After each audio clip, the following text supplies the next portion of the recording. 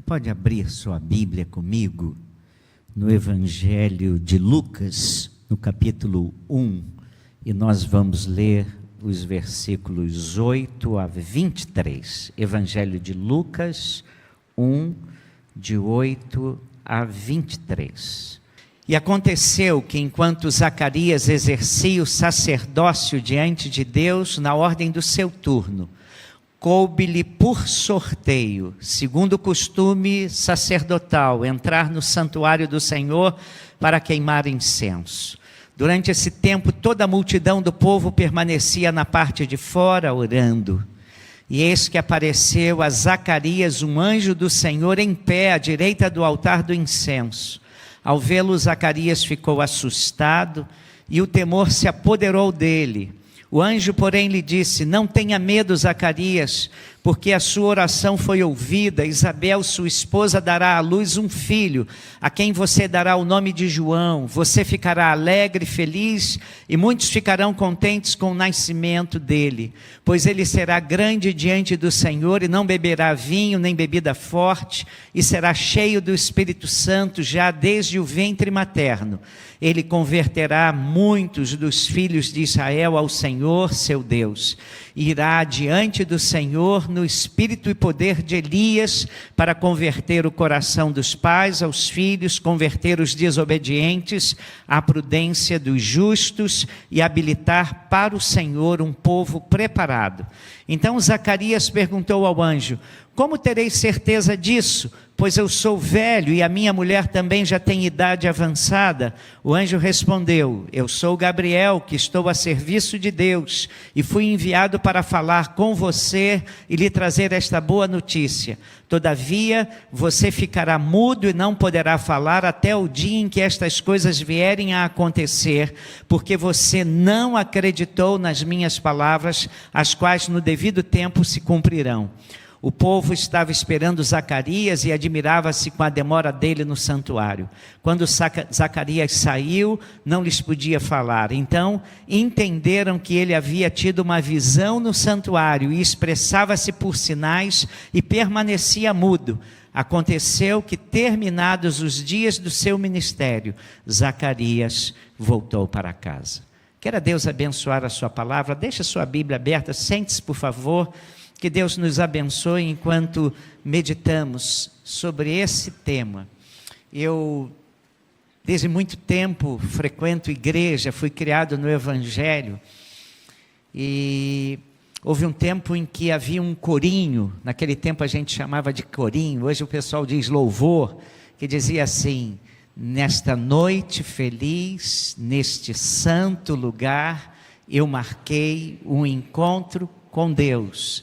Seu amor é real, sua paz gozarei, eu marquei um encontro com Deus. Depois aprendi uma segunda estrofe que poucos conhecem, diz assim: quando aqui eu orar, tua face buscar, vem minha alma de céu inundar, teus tesouros me abrir, tua glória fruir, neste santo e bendito lugar. Porque eu ensino essa parte para vocês. Bom, recentemente eu conversava com uma pessoa que me disse que estava visitando igrejas. Estava buscando uma onde pudesse servir ao Senhor, mas essa pessoa dizia, desanimada, que estava até frequentando uma igreja, mas disse: eu estou indo lá sem nenhuma expectativa. E aquilo me chamou a atenção. Porque existem dois graves riscos em nossas vidas no tocante à parte espiritual. Dois riscos da nossa vida espiritual. O primeiro se chama incredulidade. E o segundo risco é muito parecido, chama-se ateísmo prático. Pastor, na incredulidade, claro, para a pessoa incrédula, Deus simplesmente não existe. Ponto. Então essa pessoa vive a sua vida como se ela fosse o seu próprio Deus. A Bíblia chama essa pessoa de ímpia, não pia. Não pia é aquela pessoa que não ora, porque ela não crê em Deus, ela não busca Deus, não faz diferença para ela, Deus ou não. Ela não tem Deus, não precisa de Deus, não recorre a Deus, então ela não ora. E necessariamente essa pessoa não pia, não é uma pessoa má. Pode ser o seu vizinho, um bom vizinho. Pode ser uma pessoa educadíssima, mas ela não precisa de Deus, ela não crê que Deus exista. Na Bíblia, a Bíblia fala, sobretudo em Salmos, em homens ímpios e maus. Mas necessariamente não tem de ser assim. E o apóstolo Paulo, ele, nas cartas dele, muitas vezes ele lembrava os cristãos que eles não viviam mais como os pagãos. E ele dizia assim, em Efésios 4, de 17 a 19, vocês não vivem mais na vaidade dos seus próprios pensamentos, vocês não vivem obscurecidos de entendimento, alheios à vida de Deus por causa da ignorância espiritual em que vivem pela dureza dos vossos corações. Aí vem a mensagem, pode deixar isso aí, vem a mensagem quando uma tradução mais moderna fala desse mesmo texto assim: é por essa razão que eu insisto e tenho todo o apoio de Deus, em que jamais sigam a multidão. Eles tanto se recusaram a se relacionar com Deus, que perderam o contato não apenas com Ele, mas com a própria realidade. Não conseguem mais pensar direito, parecendo uns zumbis, são obcecados por sexo e viciados em todo tipo de perversão. Aí vem a nova tradução transformadora, nova versão transformadora, e diz assim: a mente deles está mergulhada na escuridão, andam sem rumo, alienados da vida que Deus dá, pois são ignorantes e endureceram o coração para Ele. Tornaram-se insensíveis, vivem em função dos prazeres sensuais e praticam avidamente toda espécie de impureza. Aí ele disse: lembrem-se que vocês que são de Jesus Cristo não são mais assim. Lembrem-se que vocês que encontraram Jesus, que acharam Deus na vida de vocês, revelado na pessoa de Jesus, vocês não vivem mais assim. E aí o apóstolo Paulo, afirma aos crentes em Éfeso depois, que naquele tempo, estáveis sem Cristo, separados da comunidade de Israel, vocês eram estranhos às alianças da promessa, vocês não tinham esperança e vocês viviam sem Deus no mundo. Lembrem-se disso, vocês viveram assim. E então, o primeiro exemplo é uma pessoa incrédula, ela vive como um pagão, para ela não se relaciona com Deus, porque para ela Deus não existe, ela não conhece Deus. Mas no segundo exemplo, que é a vida espiritual, para a nossa vida espiritual, são aquelas pessoas que professam ter fé, mas vivem como se Deus não existisse. Ou seja, são pessoas que dizem: eu creio em Deus, mas Deus se parece muito distante para se interessar por minha vida. Deus se parece muito distante para se interessar por mim. Então, essas pessoas muitas vezes usam Deus como se fosse um amuleto, que se usa em determinados momentos, mas é algo mitológico, como dragões, duendes, anjos, sereias, que podem ou não ser reais. E eu vou dizer uma coisa que é da estatística atual hoje. 98% da população brasileira afirma crer num Deus, mas apenas 37% delas creem no poder da oração. 98% dizem que creem num Deus, mas só 37% creem no poder da oração. Certo dia, Jesus estava se dirigindo à casa de um homem chamado Jairo, que era presidente da sinagoga. A sua filha, uma adolescente, estava em estado terminal, e então ele chama Jesus, pede para que Jesus vá apressadamente acudir à sua situação desesperadora. E quando Jesus caminha para ir à casa de Jairo, uma mulher toca por detrás de Jesus diante de uma multidão, toca nele, e ele para diante da multidão e diz: quem me tocou? Os discípulos ficaram perplexos: Senhor, o senhor está brincando. Quem lhe tocou? Essa multidão está toda espremendo o Senhor, essa multidão toda está aqui apertando o Senhor, como é que o Senhor diz quem me tocou?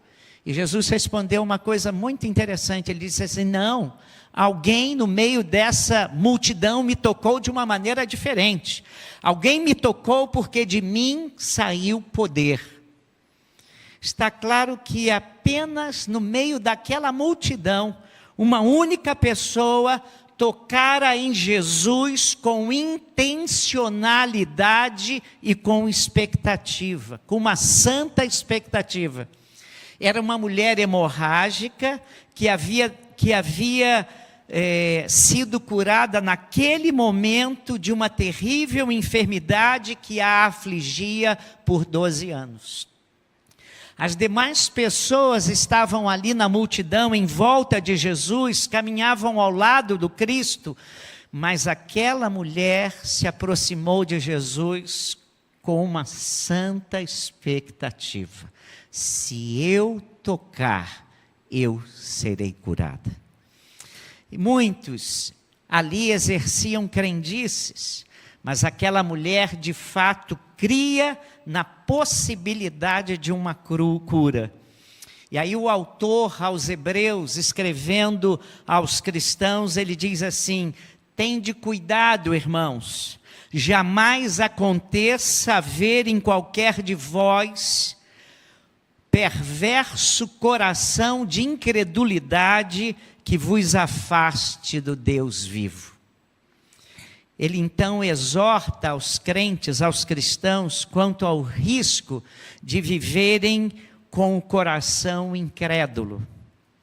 E se você está lembrado, conhece um pouco dos evangelhos, você sabe que a maior crítica que Jesus fez aos seus discípulos foi exatamente nessa área. Ele sempre repreendia os seus discípulos por causa da falta de fé, ou pela incredulidade. Jesus uma vez disse assim: como sois assim, homens de pequena fé? Não temas, crê somente. Quantas vezes Jesus disse isso para os discípulos dele? E a palavra-chave para a fé aqui é expectativa. Como se ele dissesse assim: mantenham a expectativa de que algo Deus há de fazer. Isso significa manter-se nas pontas dos pés, olhando cuidadosamente, esperando e aguardando a intervenção que Deus fará.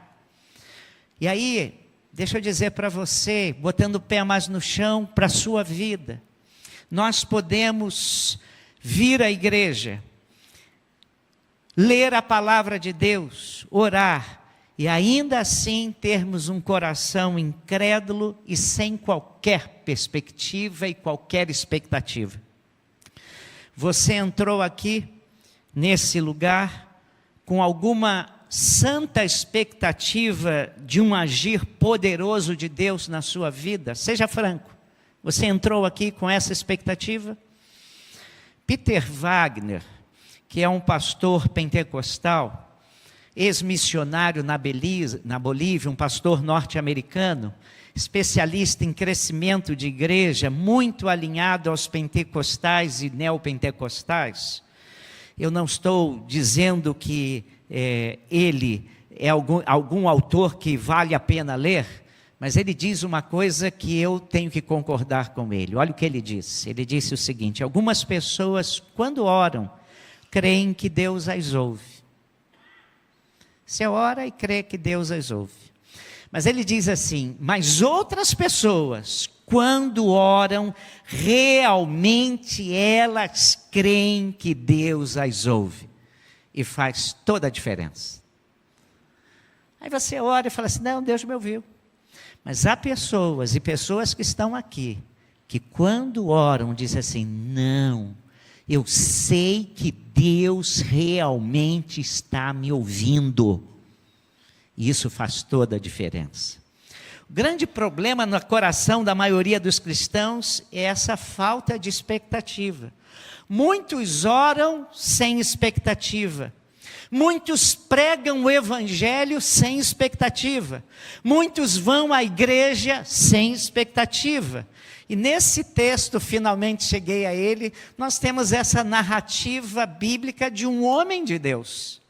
Zacarias é surpreendida por uma intervenção sobrenatural de Deus, quando ele está realizando seu ofício sacerdotal. Ele está no templo, lugar da presença de Deus. Ele está no templo, lugar que as pessoas iam para ter comunhão com Deus. Ele é o sacerdote de plantão, ele foi escalado. E o texto diz que de repente ele é surpreendido. Parece esse texto apontar para a realidade da alma deste pastor, que de repente vê o seu cotidiano sendo invadido pelo sobrenatural, e a partir desse momento a sua vida nunca mais foi a mesma. Ele começa como sacerdote, crendo e tendo um bom relacionamento com Deus. Daqui a pouco ele ia ao templo fazer o serviço dele, ia ao templo. Aquilo se tornou uma rotina, virou o hábito de todos os dias, de quando estivesse escalado. E de repente aquilo se tornou uma coisa comum, trivial, corriqueira, normal, sem esperando nada de especial. E nós percebemos que a espiritualidade dele tornou-se sem expectativa. A vida ele começou a vivê-la no automático. Ele era religioso, mas ele estava fazendo a religiosidade dele automaticamente. É você que está cantando um cântico e está cantando e pensando assim: amanhã tem que pagar o IPVA. E você está cantando. Você está cantando e todo mundo olhando para você e todo mundo falando: esse homem está cantando, que é uma maravilha. E você está pensando nas contas suas que você tem que pagar, porque você entrou no automático. Observe bem a narrativa acerca da atividade de Zacarias. Olhe para a sua Bíblia, Lucas 1, 8 e 9, diz assim: ora, aconteceu que, exercendo ele diante de Deus o sacerdócio na ordem do seu turno, coube-lhe por sorteio, algumas versões dizem, coube-lhe por sorte, segundo o costume sacerdotal. Rotina, rotina, rotina, rotina, rotina. Entrar no santuário do Senhor para queimar o incenso. Ele não está ali porque ele tem uma expectativa da intervenção sobrenatural de Deus, assim como centenas de vezes nós vamos ao culto sem ter uma expectativa de um mover de Deus. Ele está ali por causa da ordem do seu turno, ou seja, ele está escalado e ele precisa ir, simples assim. É o seu trabalho, tem de ir, é o seu ganha-pão. Se você é pastor, e alguns aqui são pastores, temos pastores aqui no nosso meio, pense nisso. Quantas vezes você já foi escalado para conduzir o culto, sem que o seu coração tivesse nada além da compreensão de que isso era a sua mera tarefa? Você está dirigindo o culto, mas você está fazendo uma tarefa normal. Você não tem expectativa nenhuma. Você está exercendo a sua vocação, sem nenhum ardor, sem coração, sem expectativa do agir de Deus. Como somos tentados a que isso seja assim? Você é líder de louvor na igreja, conduz o louvor, porque hoje o seu grupo vai cantar, você está escalado. Você é professor da escola bíblica dominical, líder de um pequeno grupo, de uma célula, e você está ali porque você assumiu aquele compromisso, ponto. Nesses casos, a descrição da atividade de Zacarias e a razão que o leva ao culto é bem significativa. Coube-lhe por sorteio, coube-lhe por sorte. Aquele dia ele tinha que exercer a sua função de queimar o incenso. E muitas vezes a tarefa sacerdotal era longa naqueles dias. Era demorada, era cansativa. Todos os rituais deveriam ser praticados, segundo o costume sacerdotal. As coisas eram feitas por sorteio, mera prática pastoral. Zacarias está exercendo o seu papel. Se Deus está presente ou não, tanto faz. Se vai ou não se manifestar de uma maneira especial naquele dia, tanto faz. Não lhe parece ser alguma coisa tão relevante assim. E eu fico me perguntando, o que aconteceria se não tivéssemos mais os programas que nós temos nas igrejas, e esse programa que nós temos, que nós desenvolvemos aqui? Será que isso faria diferença na sua vida? Existem determinados comportamentos religiosos ou sociais que não nos fazem mais falta. E quando eu não vou à igreja no domingo, será que eu sinto falta disso por hábito ou por ausência de comunhão com os irmãos e ter um momento específico de comunhão com Deus? Você está entendendo? E se Deus não estiver presente nesse lugar aqui, vai fazer diferença para as suas orações? Os seus atos litúrgicos vão fazer alguma diferença? Você vai estar em conexão com Deus ou não? E aí, eu fico pensando nisso. Pastor, o senhor está gastando tanto tempo nisso? Estou sim. Porque aí eu olho para o versículo 10 e peço que você tenha atenção para o versículo 10. Porque eu louvo a Deus quando eu leio o versículo 10. Olhem para a sua Bíblia. E durante este tempo, toda a multidão do povo permanecia da parte de fora orando. E eu agradeço a Deus porque muitas vezes não é o pastor que está com expectativa, mas a fé autêntica surge da igreja e dos crentes. O pastor não está com expectativa, mas os crentes estão. Você chegou aqui querendo ter um encontro com Deus. E às vezes você encontra um pastor sem expectativa, mas você está. E eu louvo a Deus por isso. Muitas vezes não é o homem de fé que está cheio de fé, mas os adoradores que se aproximam do altar de Deus e permanecem zelosamente orando.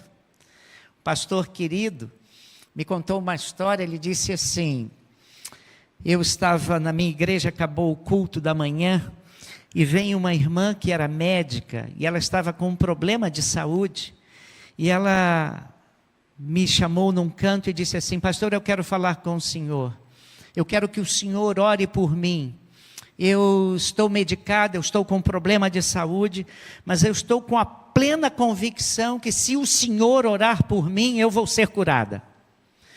E irmãos, aquele pastor estava ocupado, cansado, e sem ter qualquer vontade de ter aquele encontro, porque ele estava já muito cansado. Mas aquela irmã foi tão incisiva, tão convincente, que ele chegou e disse: então vamos orar. E ele orou: Senhor, aqui está a tua serva, nessa santa expectativa de que o Senhor vai ouvir essa nossa oração e vai curá-la. Sê propício a ela, Senhor. Ouve essa oração, Senhor. Mas ele disse, ele orou com sinceridade, mas ela estava crendo que ela seria curada. E ele disse, eu estava ali orando, orei com sinceridade, mas não estava com aquela santa expectativa. E aí ele disse que esqueceu daquela oração, a vida correu a semana toda, e no domingo seguinte chega ela, pastor, eu vim agradecer. Agradecer o quê? Pastor, a sua oração. O que houve? Pastor, estou curada, pastor, estou curada. E ele falou, caramba, ela está curada. O Senhor orou, Deus ouviu sua oração. Na verdade, Deus ouviu a oração dela. Irmãos, muitas vezes milagres se dão, não por causa do líder, mas por causa de corações sedentos e desejosos daqueles que se reúnem para glorificar a Deus. E louvado seja Deus, nós cremos no sacerdócio universal dos crentes. Nós cremos que depois que Jesus Cristo morreu na cruz, o véu do templo se rasgou de alto a baixo, e você, meu irmão, tem tanto poder de chegar diante do trono da graça com a sua oração quanto eu. Deus ouve as nossas orações. Muitas vezes milagres se dão não por causa do líder, mas por causa dos nossos corações sedentos e desejosos e querendo glorificar a Deus. E por que esse estado espiritual de Zacarias se encontra assim? Afinal ele é um velho sacerdote. Por que ele está assim? Por que ele não tem mais perspectiva de um encontro com Deus? Por quê? Eu tenho 3 respostas. Por que Zacarias está seco, distante, indiferente e acomodado se ele é o sacerdote que vai comandar o culto? Por que ele está fazendo as coisas de Deus por mera rotina, sem qualquer expectativa? E eu gostaria de dar 3 respostas, 3 hipóteses. Em primeiro lugar, por uma questão pessoal. O texto nos diz que ele e Isabel, sua mulher, já eram idosos, versículo 18, espero que você não tenha fechado sua Bíblia. Então Zacarias perguntou ao anjo, como terei certeza disso? Pois eu sou velho e a minha mulher também já tem idade avançada. Isabel era estéril. Por muitos anos ela e o seu marido Zacarias oraram desejosos de um milagre em sua vida, que ela tivesse um filho. Durante muitos anos, esse homem de Deus orou pedindo, Deus tem misericórdia de nós desejamos do fundo do coração um filho. E os anos foram se passando, e eles no início oravam desejosos por um milagre. Quantas vezes clamaram por uma intervenção graciosa de Deus? E eles queriam tanto um filho, era um desejo legítimo, mas Deus se calou e não lhes concedeu esse favor. E não é assim que acontece comigo e com você, não é assim que acontece conosco. Oramos para Deus agir, e quando Ele não faz como nós pensamos que Ele tem que fazer, nós passamos a desenvolver uma espécie de dúvida sutil em nosso coração. Não é assim. Se Deus não ouviu antes, por que devemos esperar que Ele agirá agora? Se Deus não me ouviu até a semana passada, por que Ele vai me ouvir hoje? E o que acontece conosco quando pedimos uma bênção a Deus, rogamos um milagre e Ele não se dá? Isso me faz lembrar de um homem chamado Jim Cymbala. Ele é autor de um livro traduzido para o português pela editora Vida, Vento Renovado, Fogo Renovado. Ele é o pastor do Tabernáculo do Brooklyn, que é conhecido pelo Coro do Brooklyn, lá nos Estados Unidos. E ele nesse livro narra a sua luta como pastor. Ele disse que ia pregar aos domingos, depois de uma semana de lutas com a sua filha que se enveredara pelas drogas. A filha do pastor se enveredara pelas drogas. E estava morando com um traficante, cheia de piercing na cara, afastada de Deus e afastada da família.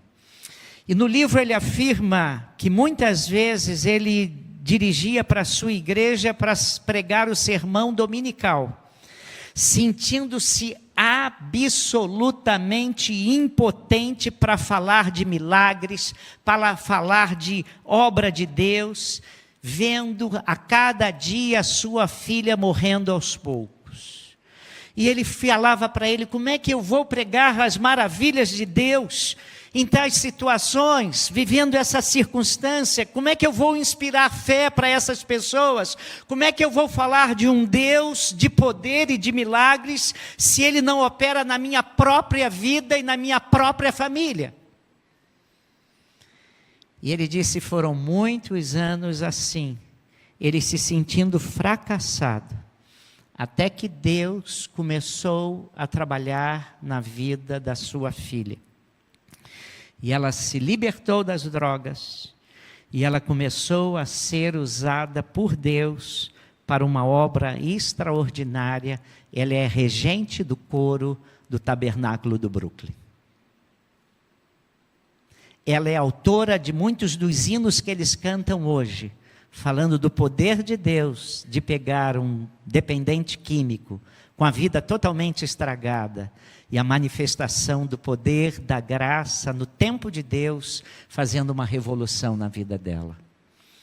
Muitas pessoas enfrentando grandes lutas no meio de suas crises familiares, pessoas deprimidas, elas continuam fiéis, mas podem sutilmente desenvolver uma incredulidade que as afasta do Deus vivo. E aí, o autor aos Hebreus, no capítulo 3, ele diz para nós não deixarmos que o nosso coração fique incrédulo. Crises pessoais podem dificultar as nossas convicções e destruir todas as nossas expectativas. E foi exatamente essa uma das hipóteses na vida de Zacarias. Deus não respondia a sua oração, e ele era um sacerdote fiel a Deus. Mas eu fiquei pensando que há uma segunda hipótese. Por que Zacarias estava tão seco? Por que Zacarias estava tão desanimado? Por que Zacarias ia fazer o seu ofício sem nenhuma expectativa de uma manifestação de Deus? Zacarias era sacerdote cujo papel, descontadas as diferenças religiosas do judaísmo com o cristianismo, refere-se à função de um padre ou de um pastor em nossos dias. Aí é uma pessoa que tem atividades religiosas, gestos litúrgicos, repetições de ritos, e com o passar do tempo, essas questões se tornavam repetitivas, monotonia, e aí aquilo tirava a inspiração. Aquele lugar não era um lugar mais inspirador, aquele lugar era um lugar do cotidiano, era o lugar do dia a dia. É possível se tornar um religioso e continuar realizando todos os ritos por mera formalidade. Eu conheço alguns pastores que se tornaram cínicos, desculpem eu dizer isso. Eles já não creem em nada do que pregam, mas aquilo virou o seu ofício, aquilo virou a sua maneira de ser sustentado. E quando isso acontece, eu disse que isso é lastimoso, isso é triste, muito triste, triste mesmo. O Wayne Cordeiro tem um livro cujo nome é Andando com o Tanque Vazio. Andando com o Tanque Vazio. E ele relata a sua experiência de um dia. Ele estava correndo, fazendo jogging, percebendo que o seu corpo estava pifando. E aí ele cai na pista de corrida, teve de ser levado com urgência a um hospital e foi diagnosticado com um colapso emocional. E ele diz que como atleta, ele crê que muitos líderes espirituais estão ainda hoje correndo, porém mortos. O sujeito é líder cristão. O sujeito está dirigindo igreja.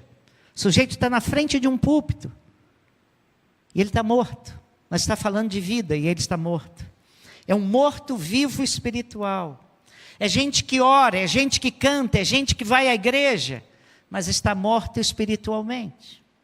Zacarias provavelmente sofre de uma doença muito comum assim, entre pastores, missionários, seminaristas, que eu vou chamar de a dessacralização do sagrado.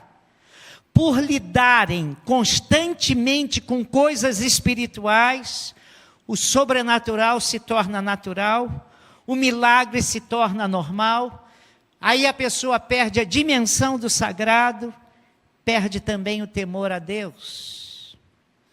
E se há uma oração que os irmãos podem fazer por mim, e eu a recebo com muito prazer no coração, orem por mim, para eu não me tornar um profissional do púlpito. Seria uma praga na minha vida eu estar aqui na frente dos irmãos, pregando porque os irmãos me pagam. Seria lastimoso para o Evangelho de Jesus Cristo, que é o poder para a salvação de todo aquele que crê, quando um pastor chega em algum lugar e vai fazer uma atividade, mas ele não crê naquilo que ele prega. Talvez seja a coisa pior que possa me acontecer em vida, irmãos. Você quer orar por mim por alguma coisa? Peça a Deus misericórdia por isso. Irmãos, vê os atos litúrgicos como gestos repetitivos, aí a pessoa lê a Bíblia para preparar sermão, e aí vai seguindo a sua vida no automático. Zacarias vai ao templo segundo o costume, nós lemos isso, por causa da escala do trabalho, não porque espera se encontrar com Deus, pelo contrário, aí aparece um anjo. Aí quando aparece um anjo, há uma manifestação do sagrado e ele fica completamente desestabilizado profundamente. Quando ele aparece um anjo dizendo que as suas orações foram ouvidas, a reação de Zacarias está no versículo 12. Vendo Zacarias, turbou-se e apoderou-se dele o temor. Aí a Bíblia diz, ao vê-lo, na versão Nova Almeida, Zacarias ficou assustado e o temor se apoderou dele. E aí ele é surpreendido, ele se sente afrontado. A manifestação do anjo lhe parece hostil, quebra a sua rotina. O anjo se manifesta e o desestabiliza a ordem das coisas, dos rituais. E isso o assusta grandemente. E a segunda hipótese, por que Zacarias ficou muito perturbado e por que Zacarias está profundamente desanimado, é porque ele está agindo como um profissional. Mas há um terceiro fator que faz com que a gente chegue num templo, para um culto, e em vez de estar aqui ávido pela presença e manifestação de Deus, nós estarmos aqui por um hábito, por um costume, porque alguém me convidou, vou cumprir um dever social, tem que agradar fulano. É um fator histórico e eu queria muito que você prestasse atenção nisso. Creio que o terceiro elemento que levou Zacarias a perder a expectativa tem a ver com o momento histórico que ele vive. Em determinados momentos da história do povo de Deus, nós vemos muitas manifestações angelicais sonhos, visões, milagres, intervenções divinas. Mas em outros momentos, Deus se parece estranho e alheio. E eu vou citar para você isso e você vai ver, confirmar isso na Bíblia. Nos dias de Samuel, Samuel foi dedicado a Deus por sua mãe Ana. Depois que ele é desmamado, ele é levado para o templo. E ele vai para o templo. E ele está agora debaixo da orientação do profeta Eli, do sacerdote Eli, perdão. E agora ele começa a ouvir uma voz de Deus que dizia: Samuel, Samuel, e ele é novo.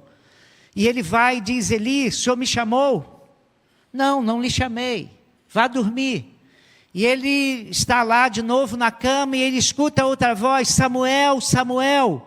E ele vai ao sacerdote e o sacerdote diz: não, eu não lhe chamei. E ele volta. E algumas vezes ele ouve assim, até que quando ele aparece diante de Eli: o senhor me chamou? Ele disse: não, deve ser Deus falando com você. Então quando você ouvir a voz, diga: fala, Senhor, porque teu servo ouve. Vocês conhecem essa história. Aí a Bíblia explica, dá uma explicação em 1 Samuel 3:1. Diz assim: naqueles dias a palavra de Deus era muito rara, as visões não eram frequentes. Sem dúvida, Zacarias estava vivendo num desses tempos de escassez dos eventos de Deus, das manifestações de Deus. Aqueles dias eram raras as manifestações de milagres. Não apenas Deus deixou de responder sua oração familiar, mas Deus não falava ao seu povo. E irmãos, esses dias são conhecidos na história eclesiástica como o período interbíblico, intertestamentário, ou o período do silêncio de Deus. Não há registro nesse período de 430 anos, um período histórico, não há registro de nenhum livro canônico nesse período, de nenhuma manifestação profética, não há mais revelação. Deus ficou em silêncio por longos e áridos 430 anos. Para você ter uma ideia do que eu estou falando, vou falar da história do Brasil. A Lei Áurea foi promulgada em 1888, segundo me ensinou tia Teteca. Há 137 anos atrás. 137 anos atrás é tempo para chuchu. Aí, no ano seguinte, em 1889, veio a proclamação da República. Quem se lembra disso? Já passou para a gente. Há 136 anos atrás, foram 430 anos sem o povo ouvir a voz de Deus. Mais do que o dobro, irmãos. Para nós, esses eventos, Lei Áurea, proclamação da República, estão muito distantes dos nossos tempos, muito longe dos nossos tempos. Nos dias de Zacarias, todos os eventos aconteciam no templo. Os sacrifícios eram feitos no templo. Eram também lá que as ofertas eram trazidas. As atividades religiosas estavam seguindo o seu curso normal. Todos os dias o templo estava funcionando, mas Deus estava silencioso. Está entendendo? Ninguém ouvia a voz de Deus. 430 anos ninguém ouvindo a voz de Deus. Zacarias é o primeiro homem, segundo a Bíblia, depois de 430 anos de silêncio, a quem Deus dirige uma palavra. E dirige-a porque o objetivo de Deus tem a ver com o seu plano para a nação dos judeus e o mundo. E ele, Zacarias, ele vai receber essa palavra antes mesmo de Maria e José. Quando o anjo Gabriel anuncia a Maria e José que ela ficará grávida por obra e intervenção do Espírito Santo. Deixa eu terminar. Pastor, o senhor falou tanto isso, por que o senhor quer que eu saiba disso? Por que expectativa chegar ao culto, chegar a um lugar onde Deus está presente, chegar com expectativa faz toda a diferença? Eu vou lhe dar 3 coisas para você guardar no seu coração. E a primeira lição que eu gostaria de aplicar disso é essa. Nunca se afaste de Deus, mesmo quando esse Deus lhe parecer muito distante. É isso que esse texto está nos ensinando. Nunca se afaste de Deus, mesmo quando Deus lhe parecer muito distante. Apesar de todo o silêncio, Deus é um Deus presente. Estar perto de Deus significa sempre a possibilidade de experimentar um milagre vindo da sua parte. Mesmo em dias quando você parece estar andando no automático da sua fé, ore para que Deus aqueça o seu coração. Talvez você esteja sem disposição de vir ao templo e você diga: Deus, hoje eu não estou com nenhuma vontade de vir ao templo. Mas Deus, eu vou, porque eu sei que eu posso ser surpreendido com a tua graça, com o teu poder, com a tua misericórdia, com a resposta àquela oração que eu estou fazendo. E tu podes intervir poderosamente na minha vida, na minha família, no meu caso, na minha dor, na minha provação. Não deixe de vir, não deixe, mesmo não se afaste de Deus, mesmo quando lhe parecer muito distante. Volta e meia eu digo aqui, às vezes eu vejo crente passando por um problema tão grande, ele está orando e parece que as coisas não estão acontecendo, aí ele toma 3 decisões. Primeira decisão dele: não vou mais à igreja, não vou orar mais, não vou ler a Bíblia mais. E é quando o cara mais está precisando, desculpa a expressão, o cara, falo isso sempre com amor, tá? Pensando em você, meu irmão, tá? O cara é você, a cara é você. É quando a pessoa está mais precisando da oração do povo de Deus. Porque você chega aqui e às vezes você não sabe quanta gente olhou para você e orou por você. Não falou nada para você e orou por você. E Deus está ouvindo essas orações. E Deus está começando a agir na sua vida. E aí você não vê resultado e você diz: não quero saber mais nada disso, não vou mais à igreja. E você está precisando de Deus, está precisando da oração do povo de Deus, você está precisando ler a Bíblia para Deus se manifestar ao seu coração. E você está longe, afastado. E você está precisando de Deus, e quando você mais precisa de Deus, mais longe você está de Deus. Não se afaste. Apesar de todo o silêncio, Deus é um Deus presente. Peça a Deus, que Deus aqueça o seu coração, que a chama, que a paixão espiritual, a chama e a paixão não morram no seu coração. Suplique a Deus a misericórdia para a sua vida. Mas não se afaste das coisas de Deus, como no caso de Zacarias. Deus pode surpreendê-lo como Deus surpreendeu Zacarias. Estar ao lado de Deus é sempre um risco, irmãos. Estar ao lado de Deus é assim: ore para que Deus se manifeste no tempo dele. E que Deus crie expectativas santas no seu coração. Deus, eu ando com um coração seco, volta a criar no meu coração santas expectativas de um agir poderoso do Senhor na minha vida, por misericórdia. E se você orar assim, no tempo de Deus, Deus vai ouvir o seu clamor. Segunda coisa que esse texto está me ensinando, irmãos, Deus está falando de um Deus, esse texto está falando de um Deus se revelando a pessoas que não esperam mais revelação de Deus. Se esse é o seu caso, lembre-se disso, Deus pode surpreendê-lo novamente. Eu comecei falando muito em expectativa, agora eu quero dizer, Deus pode surpreendê-lo novamente. Se você não guardar nada, Deus pode surpreendê-lo novamente. Leve isso para o seu coração, Deus pode surpreendê-lo novamente. E eu gosto quando a Bíblia diz, tendo Deus outrora falado muitas vezes e de muitas maneiras aos pais pelos profetas, nos últimos dias nos fala por seu Filho, Jesus Cristo.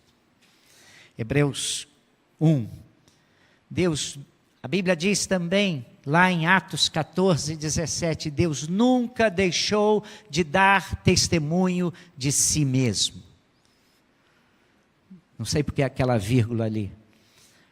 Natal é Emanuel, Deus conosco. Esse Deus continua agindo, mesmo que muitas vezes se pareça estranhamente silencioso em situações provocativas. Essa é a segunda coisa. Segunda coisa, você lembrar, Deus pode surpreendê-lo, porque é um Deus que fala, é um Deus que vê, é um Deus que age, é um Deus que responde, é um Deus atento, é um Deus que se importa, é um Deus que trabalha por aquele que nele espera. Isaías 64, 4. Terceira coisa que eu quero deixar com você, tome cuidado com uma existência sem expectativa. Tome cuidado se você anda vivendo a sua vida sem expectativa. Mesmo diante da explícita manifestação de Deus na sua história, Zacarias tem dificuldade em crer. Olhe para o versículo 20 aí da sua Bíblia, olha só.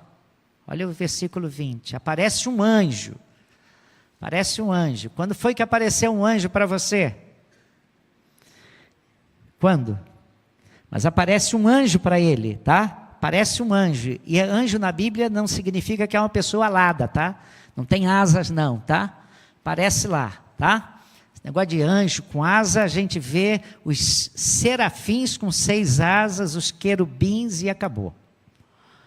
Né? Anjo na Bíblia parecia homem normal. Né? A Bíblia diz que algumas pessoas, sem saber, hospedaram anjos. Está lá em Hebreus. Tá? Então a Bíblia diz o seguinte, olha o versículo 20. Aparece o anjo, e o que o anjo diz? Todavia, o que ele diz para Zacarias? Todavia você ficará mudo e não poderá falar até o dia em que estas coisas vierem a acontecer, até o dia em que a criança nascer, porque sua mulher vai ficar grávida. Porque você não acreditou nas minhas palavras, as quais no devido tempo se cumprirão.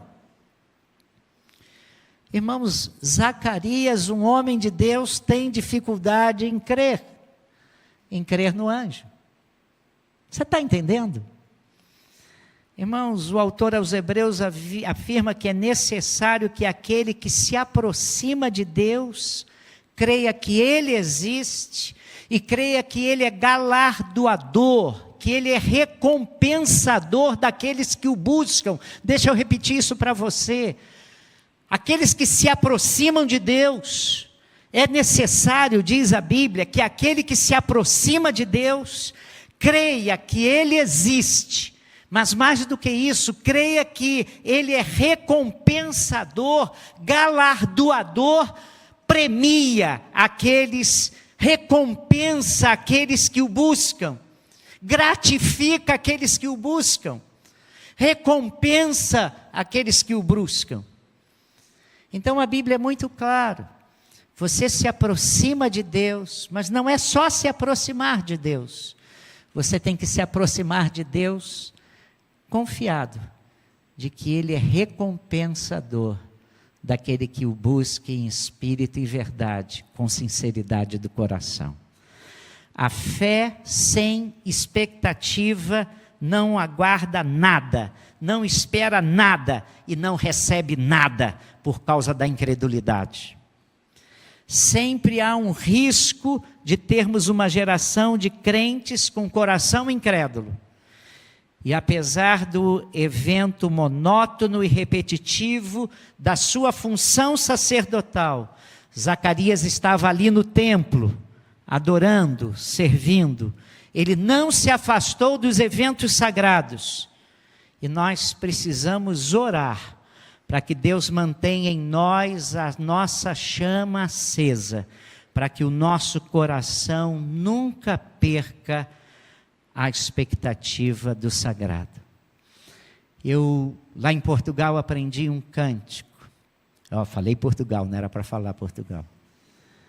Lá em Portugal, aprendi um cântico na igreja, que durante muito tempo era o meu cântico de todos os dias. Abba, Pai, faze-me ser teu, somente teu. Meus desejos possam ser cada vez mais os teus. Nunca o meu coração se esfrie, nunca me deixes cair. Abba, Pai, faze-me ser teu, somente teu. Durante muitos anos, caminhava nas ruas e volta e meia estava cantando para dentro de mim. Nunca meu coração se esfrie, Deus. Você quer fazer uma boa oração para você? Ore a Deus, diga: Senhor, que o meu coração não se esfrie. Deus, que eu não perca a expectativa. Eu quero voltar a ter uma santa expectativa do agir poderoso do Senhor na minha vida. Eu quero ter uma expectativa de que o Senhor está ouvindo as minhas orações. Eu quero ter uma santa expectativa de que o Senhor vai agir com poder, graça e vai me surpreender. E eu quero sair daqui com essa santa expectativa e essa santa esperança no meu coração. Deus, eu sei, eu creio, eu quero, eu peço, eu rogo, suplico, surpreenda-me com o teu amor, com a tua graça, com a tua intervenção em minha vida. Baixe sua cabeça aí. Nessa noite feliz, neste santo lugar, eu marquei um encontro com Deus. Seu amor é real, sua paz gozarei. Eu marquei um encontro com Deus. Quando a ti orar, tua face buscar, vem minha alma do céu inundar. Teus tesouros me abrir, tua glória fruir neste santo e bendito lugar.